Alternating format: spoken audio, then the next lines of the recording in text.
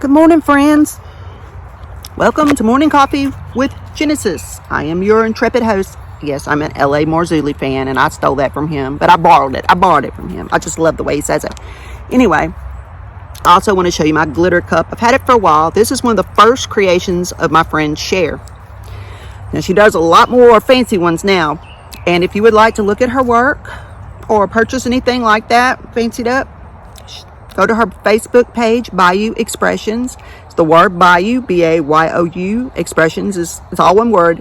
Expressions does not have an E in this. It's X-P-R-E-S-S-I-O-N-S. It's on Facebook. Join her page. You can see all kind of cool things.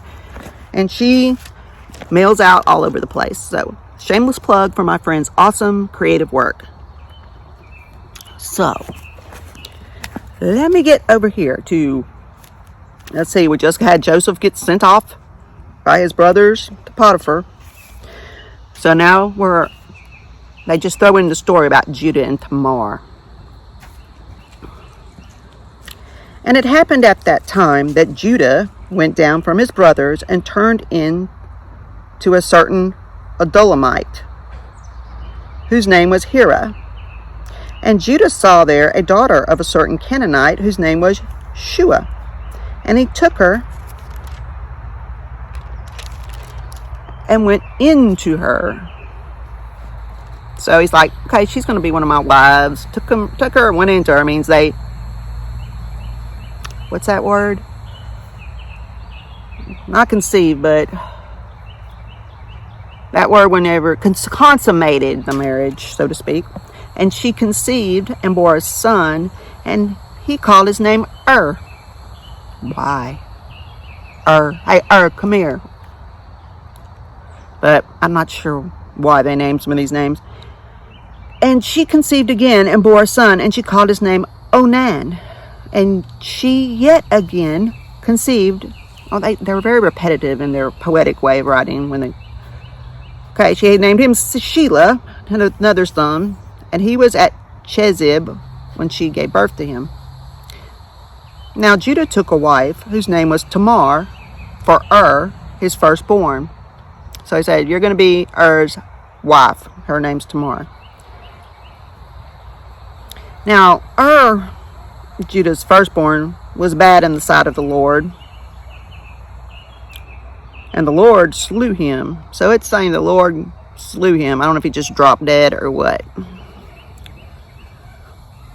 And Judah said to Onan, go into your brother's wife and marry her and raise up seed for your brother. Because that was their traditional way. That if one brother died, the other brother had to take the wife and raise up children in his name.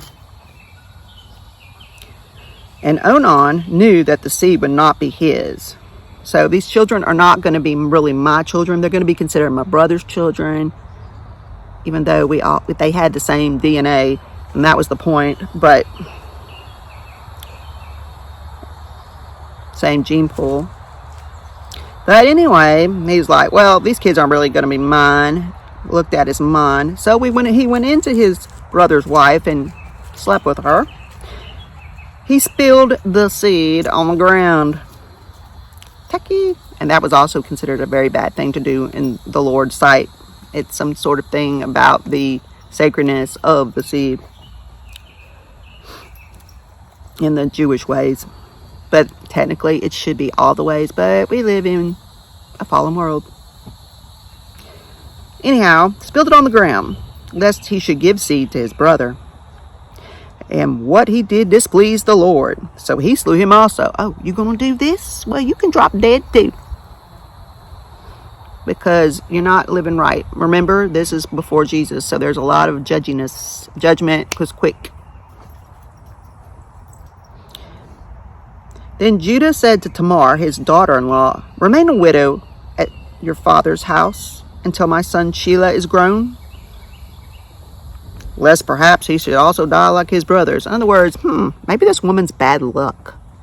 So send her back to her daddy's house to be a widow until the little brother grew up. Then he would have to marry her. So Tamar went and lived in her father's house. And after a while, the daughter of Shua, Judah's wife, died, and Judah was comforted and went up to his sheep shearers to Timnah, he and his friend Hira the Adullamite. And Tamar was told about it, saying, "Hey, look, your father-in-law is going up to Timnah to shear his sheep." Now he's a widower now, remember? He's going up there to be comforted. That's what it says.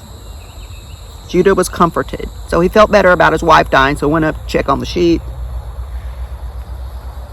And Tamar got told about it. And see, she knew he was just putting her off. He just was going to leave her at her daddy's house and never get her married. So she put her widow's garments off from her, covered herself with a veil, and wrapped herself, and sat in an open place, which is on the road of Timnah. For she had saw Sheila had grown up, and she was not given to him for a wife. Because this was kind of considered an insult. Well, it was an insult and a shame to her. So she's going to fix this problem, the shadiness of Judah. When Judah saw her, he thought her to be a harlot. In other words, a prostitute. She took off the widow's garments, wrapped up and set up in an open place. So it was that kind of was a signal that she was for sale. Thought her she was a harlot because she covered her face. And he turned to her along the way and said, "Come on now, let me come in to you." For he didn't know that she was his daughter-in-law. And she said, "What will you give me that you may come in to me?" And he said, "I shall send a goat from the flock." And she said, "Will you give me a pledge until you send it?" And he says, "What pledge will I give you?" And she said, "Your signet, your cord, and your staff that is in your hand." And he gave them to her, and came in to her, and she conceived by him. This is like a soap opera. Then she got up and went away, and set aside her veil, and put on her garments of widowhood again. And Judah sent the kid by the hand of his friend the Adullamite to receive his pledge from the woman's hand. But he did not find her. Then he asked the men of that place, saying, "Where is the harlot who was openly by the wayside?" And they said, "There was no harlot in this place. There's no prostitutes here." And he returned to Judah and said, "I can't find her." And also the men of the place said, "There is no prostitute here. There's no harlots in this place." And Judah said, "Let her take them for herself, so we won't be shamed. Look, I sent this kid, and you have not found her." So she just can keep that stuff, so we don't look like we don't pay for our prostitutes and be ashamed. Culture's different, but then again, it's similar.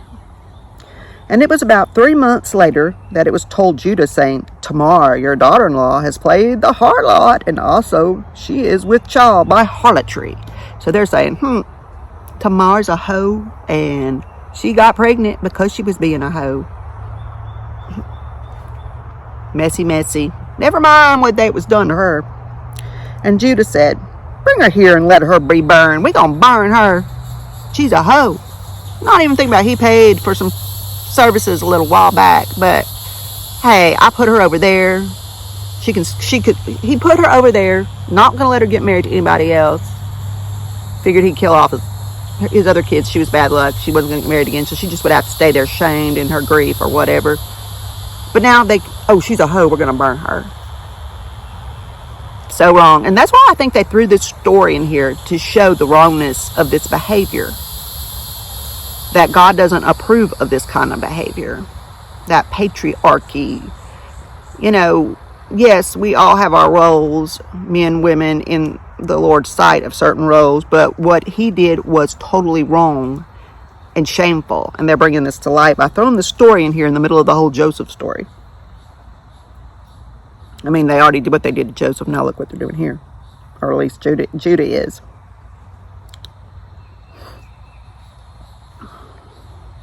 So we're going to burn her, he says. When she was brought forth, she sent to her father-in-law, saying, "By the man who these belong to, I am with child." And she said, "Discern now, whose are these, the signet, cord, and staff?" And Judah acknowledged them and said, "She has been more righteous than I, because I did not give her to my son Sheila." And he did not go in to know her again.